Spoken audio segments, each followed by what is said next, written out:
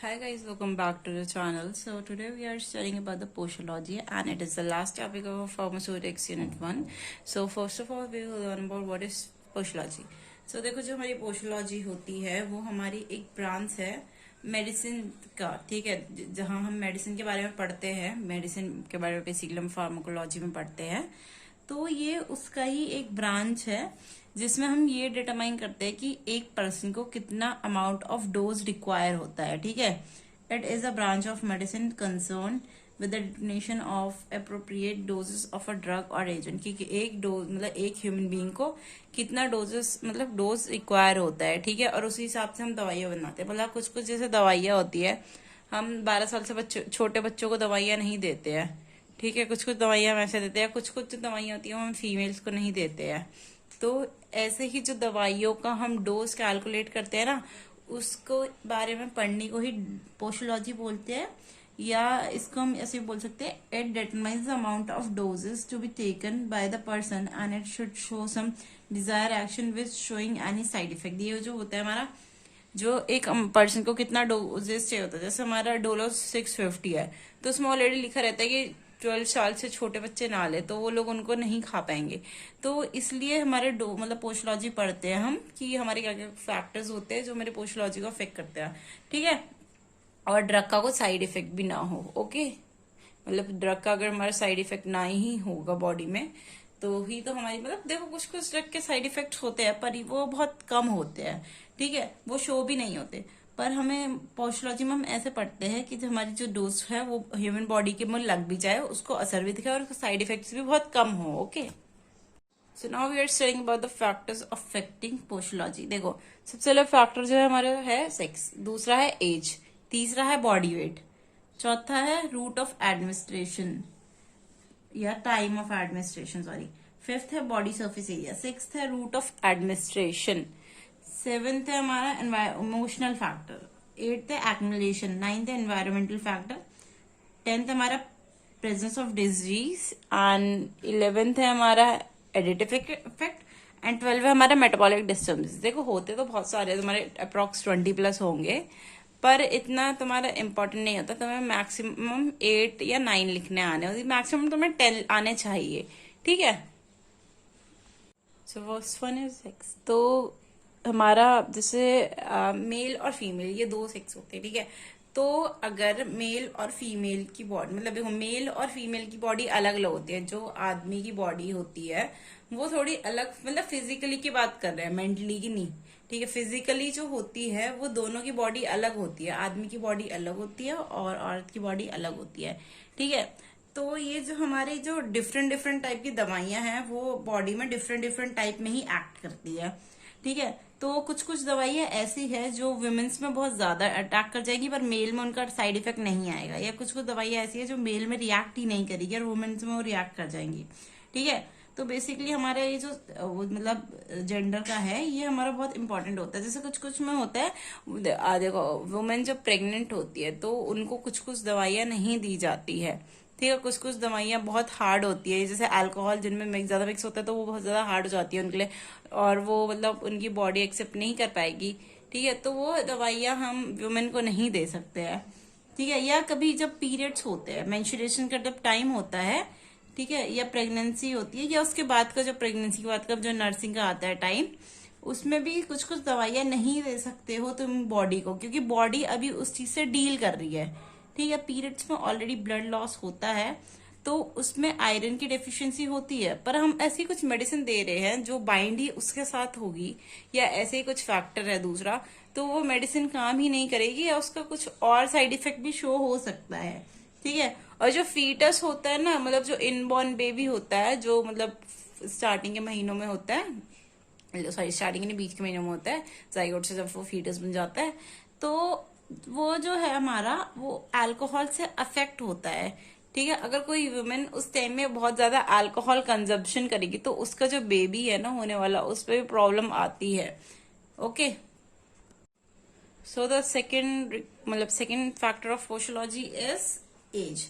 देखो एज क्या होता है, देखो एज होती है इंसान का एज, लाइक अगर एक बच्चा है हम उसको और एक एडल्ट है उसको, दोनों को सेम डोज नहीं दे सकते। अगर 5 साल का बच्चा बीमार है तो और एक 30 साल का बच्चा बीमार है, तो हम दोनों को सेम डोज नहीं दे सकते हैं, ठीक है, क्योंकि बच्चे जो होते हैं वो बहुत हैवी डोज नहीं टॉलरेट कर सकते, ठीक है, उनके लिए हैवी डोज वो उनकी बॉडी पचा ही नहीं सकती है। या कुछ कुछ बूढ़े लोग होते हैं वो भी हैवी डोज नहीं ले सकते हैं, ठीक है। जैसे कुछ कुछ बूढ़े लोग होते हैं उनका रीनल फेलियर होता है, ठीक है, मतलब किडनी उनकी फेल होती है, या उनका हेपेटाइटिस कुछ भी बीमारी होती है, ठीक है। तो और कुछ कुछ देखो, लीवर जो होता है ना, हमारा लीवर बेसिकली बाइंडिंग साइट ही होता है, वहां से मतलब मान बॉडी में जब दवाइयां आती है वो पूरी मेटाबोलाइज हो जाती है, लीवर के पास जाती है, लीवर ही पूरी बॉडी में उसको भेजेगा, मतलब जहां भी पेन का होता है वहां पे उसको भेजेगा, ठीक है। तो ऐसा हमारा वर्क करता है। बट अगर किसी इंसान की लिवर ही खराब है, या किसी बूढ़े इंसान का लीवर ही खराब है, तो उसमें जो वो होगा दवाइयां वो नहीं होगी, और उसमें बेसिकली जो एक्मुलेशन हो जाएगा, जो बॉडी के टिश्यूज में ही एक्मुलेशन हो जाएगा दवाई का, ठीक है, और ये हमारी बॉडी को डिटॉक्सिफाइड नहीं कर पाएंगी, तो हमारी बॉडी में जो है वो बहुत सारे टॉक्सिन इकट्ठा हो जाएंगे। Okay, the third factor is body weight. देखो, बॉडी वेट भी हमारी बहुत बड़ी मेजर चीज है। बॉडी वेट देखो, बहुत सारे जो बहुत सारे जो ह्यूमंस होते हैं, कुछ कुछ ओबीज होते हैं और कुछ कुछ बहुत मैल नरिश्ड होते हैं, कुछ कुछ बहुत ज्यादा पतले होते हैं, ठीक है। तो उन लोगों को हम सेम मतलब दवाइयां नहीं दे सकते हैं, ठीक है। अगर जैसे कुछ कुछ ओबीज है, मतलब कुछ कुछ लोग बहुत ज्यादा मोटे होते हैं, या कुछ कुछ लोग बहुत ज्यादा पतले होते हैं, तो उन लोगों को हम सेम दवाइयां सजेस्ट नहीं कर सकते, क्योंकि उनकी बॉडी मतलब डिफरेंट है। हम बेसिकली तो इसलिए हमारा वेट के अकॉर्डिंग एक फैक्टर होता है। कुछ कुछ लोग दिखते बहुत पतले हैं पर उन लोगों का वेट ज्यादा होता है, तो हम इसके अकॉर्डिंग ही दवाइयां देते हैं, बॉडी वेट के अकॉर्डिंग, ठीक है। और जो हमारे चिल्ड्रन की डोजेस फॉर्म है ना, वो हमारे वेट के अकॉर्डिंग होना चाहिए रादर देन एज। एज तो देखो सबकी, मान लो एक 12 साल का बच्चा है, वो भी 12 साल का है, और दूसरा बच्चा 12 साल का है, बट मान लो एक का वेट तुम्हारा 70 kg और एक का वेट तुम्हारा 30 kg है, तो ये तो बहुत ज्यादा डिफरेंस हो गया ना। तो हमें बेसिकली एज के बेसिस में नहीं, चिल्ड्रंस को ज्यादातर टाइम बॉडी वेट के बेसिस में देनी चाहिए दवाइयां, ठीक है। And fourth one is time of administration. देखो, टाइम ऑफ एडमिनिस्ट्रेशन वो होता है जिस टाइम पे तुम दवाइयां ले रहे हो, ओके। जैसे दवाइयों का टाइम सुबह भी हो सकता है, खाली पेट भी हो सकता है, खाने के बाद भी हो सकता है। देखो, तो जो अनफिल्ड स्टमक होता है, जैसे कुछ कुछ दवाइयां होती है, डॉक्टर खाली पेट ही क्यों सजेस्ट करते हैं, वो इसलिए सजेस्ट करते हैं क्योंकि वो दवाइयां जो होती है ना, वो जल्दी एब्जॉर्व कर लेती है हमारी बॉडी। अगर तुमने कुछ खाया नहीं होता और वो दवाई तुम्हारे पेट में गई है, तो जो दवाई होगी वो जल्दी एब्जॉर्व कर लेती है, ठीक है। वैसे 10 से 15 मिनट का ही टाइम होता है दवाइयों को सॉल्यूट होने, मतलब बॉडी पे डिजोल्व होने का, जहाँ पे स्टमक होता है। पर हमारा जो एम्प्टी स्टमक होता है उसमें और जल्दी वो मतलब डिजोल्व हो जाती है, okay. And the next one is body surface area.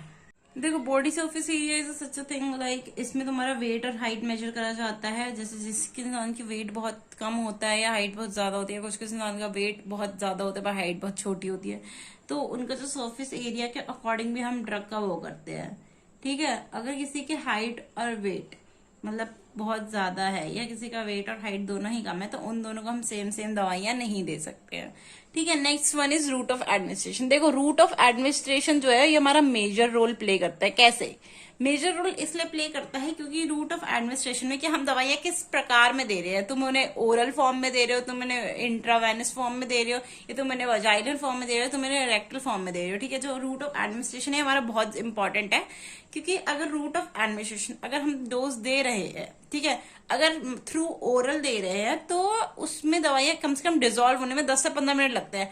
But अगर हम इंजेक्शन के थ्रू दे रहे हैं तो इंजेक्शन का जो है वो ऑलरेडी लिक्विड फॉर्म में, और वो हमारे ब्लड में डायरेक्टली जाता है, तो ब्लड के साथ जल्दी डिजोल्व हो जाता है, ठीक है। तो बेसिकली हमारी जो ड्रग का इफेक्ट होता है ना, ये हमारा route of administration basically effect show करने के लिए होता है, ठीक है। And it is like it shows the route of delivery. देखो, जो इंटरवेनस होता है हमारा जो ड्रग होता है वो डायरेक्टली हमारे ब्लड में जाता है, ठीक है, तो वो हमारे बहुत जल्दी उससे असर पड़ जाता है, ठीक है। पर जो हमारा ओरली हम रूट ले रहे हैं, ठीक है, उसमें असर इतनी जल्दी नहीं पड़ता है, तो इसलिए हमारे डोजेस फॉर्म को मतलब हमें डायरेक्टली वो मतलब रूट ऑफ एडमिनिस्ट्रेशन देख के भी करना चाहिए, ठीक है। अगर मान लो हम डोलो 650 ले रहे हैं, वो हम ओरली ले रहे हैं, तो उसको इतने टाइम में डिजोल्व होने में टाइम लगेगा, उसमें आधा तो एक्सीपिएंट्स भी होगा, कुछ कुछ एपीआई होगा। बट जो तुम्हारा डोजेस फॉर्म है, मतलब सॉरी, जो तुम्हारा इंट्रावेनस फॉर्म है, उसमें वो पूरा ही पूरा तुम्हें लिक्विड दिया जा रहा है, ठीक है, उसको डिजोल्व होने में बिल्कुल टाइम लगेगा। तो अगर तुम इतना हाई डोज लोगे ना, तो तुम्हें उसके बहुत सारे साइड इफेक्ट्स भी दिखेंगे, okay. Next one is emotional factor. देखो इमोशनल फैक्टर ये होता है, कुछ कुछ फीमेल्स में मतलब ज्यादा इमोशनल फैक्टर होता है एज कम्पेरिजन टू मेल।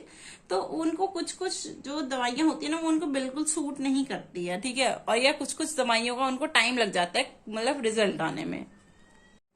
जैसे कुछ कुछ मेडिसिन होती है एंजिना पेक्टोरिस या एंड ब्रोंकियल अस्थमा, ये जो होता है मतलब उनके लाइक उनको ना मतलब ये जो होता है उनकी जैसे फिजिकली बॉडी स्ट्रक्चर तो हमने पढ़ा था अलग होता है, पर इमोशनली भी अलग होता है। तो ये हम जैसे ये इसमें ट्रीट करने में हेल्प करवाता है। Okay, and next one is accumulation. देखो एक्युमुलेशन क्या होता है, बॉडी में बहुत सारे चीजों का एक्युमुलेट होना, मतलब एक जगह इकट्ठा हो जाना। अगर हम दवाई ले रहे हैं कोई और वो हमारी बॉडी से सही से एलिमिनेट नहीं हुई है, मतलब देखो दवाई जो होती है उसमें एक हमारा एपीआई होता है और हमारा एक्सिपिएंट भी होता है। एपीआई तो हमारी बॉडी ने कंज्यूम कर लिया, वो देखो वो पूरी बॉडी में गया गया गया और मतलब उसने अपना काम कर दिया। पर जो एक्सिपिएंट होता है वो हमारी बॉडी से निकलता है ना थ्रू यूरिया और यूरिन, ठीक है। बट अगर वही एक्सिपिएंट का एक्युमुलेशन हो गया एक जगह, वो मतलब जमा होना स्टार्ट हो गया, तो इसमें हमारी बॉडी में जो होते हैं वो टॉक्सिक सिम्टम्स बनना चालू हो जाते हैं। Okay, next one is environmental factor. देखो एनवायरमेंटल फैक्टर भी होते हैं, जैसे हमारा एनवायरमेंट होता है, कुछ कुछ लोग बहुत ठंडी जगह में रहते हैं, कुछ कुछ लोग गर्म जगह में रहते हैं, तो उनके अकॉर्डिंग भी दवाइयां भी उसी मतलब एनवायरमेंट के थ्रू देनी चाहिए, ठीक है। एंड सेकेंड मतलब next one is presence of disease. देखो हमारा डिजीज भी बहुत बड़ा रोल प्ले करता है। अगर किसी बंदे की बॉडी में ऑलरेडी बहुत सारी डिजीजेस है, उसको ऑलरेडी बहुत सारी बीमारियां है, और हमने एक ऐसी दवा दे दी है उसको, लाइक मान लो किसी को बंदे को कैंसर है, अब वो कैंसर है, लास्ट स्टेज कैंसर है, बल उसको अलग से बुखार भी आ गया, तो अगर हमने उसको बुखार की दवाई दे दी तो जो बंदा है वो हमारा ऑलरेडी कैंसर से मतलब लड़ रहा है, तो हमने उसको बुखार की दवाई अभी दे दी, फिर वो साइड इफेक्ट एक टाइप का ना साइड इफेक्ट शो कर जाता है, ठीक है। क्योंकि अगर हमारी जो दवाइयाँ होती है वो थोड़ा सा जो होता है हमारा साइड इफेक्ट शो करता है। किसी किसी को लीवर में प्रॉब्लम है, तो लीवर जो है हमारा मेन साइट है, बताया था मैंने, तो उसमें भी हमें प्रॉब्लम होती है। अगर लीवर की कोई डिजीज भी प्रेजेंट है ना तो उसमें बहुत ज्यादा प्रॉब्लम होती है। Next one is additive effect. देखो एडिटिव इफेक्ट क्या होता है, बेसिकली हमारे जैसे मेडिसिन होती है ना, हम एक से दो ज्यादा मेडिसिन लेते हैं, या हम दो मतलब जैसे मान लो तुम एक सौ मान लो तुम्हारा सर दर्द भी हो रहा है, तुम्हें सर दर्द की दवाई ही खानी है, तुम्हारा बॉडी पेन हो रहा है, तुम्हें बॉडी पेन की भी दवाई खानी है, तुम्हें बहुत सारी दवाइयां खानी है, ठीक है। तो उनका ना कभी कभी जो होता है मतलब जैसे मान लो कभी कभी तो नहीं, जैसे क्रोसिन होती है, ठीक है, वो तुम्हारी सर दर्द बॉडी पेन हर चीज की दवा होती है, ठीक है। डोलो हो गई, तो ये बहुत सारी कभी एडिटिव इफेक्ट जो होता है ना, दोनों मतलब दवाइयां मिक्स करके एक न्यू दवाई बना ली जा रही है कि सर दर्द के लिए भी बॉडी पेन के लिए भी बहुत सारी चीजों के लिए होता है, ठीक है। तो ये इसमें हमारा एडिटिव इफेक्ट भी शो हो जाता है कि कुछ कुछ की बॉडी को सूट नहीं करता है, ठीक है। जैसे मान लो तुम्हें सर दर्द हो रहा है, तुमने डोलो खाई, तुम्हें सर दर्द तो ठीक हो गया, पर तुम्हारा बॉडी पेन चालू नहीं होगा, पर तुम्हारी बॉडी भी अकड़ गई है थोड़ी सी, ठीक है, ऐसा कुछ इफेक्ट हो जाता है।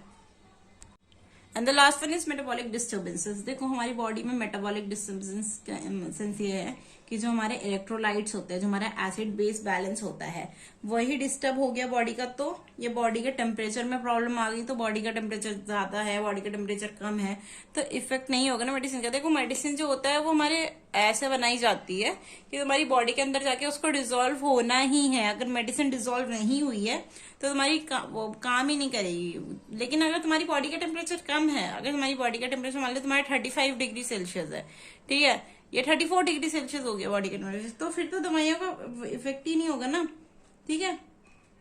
यही था आज का lecture and thank you for watching, and from the next video we will study about the next topic of pharmaceutics. Okay.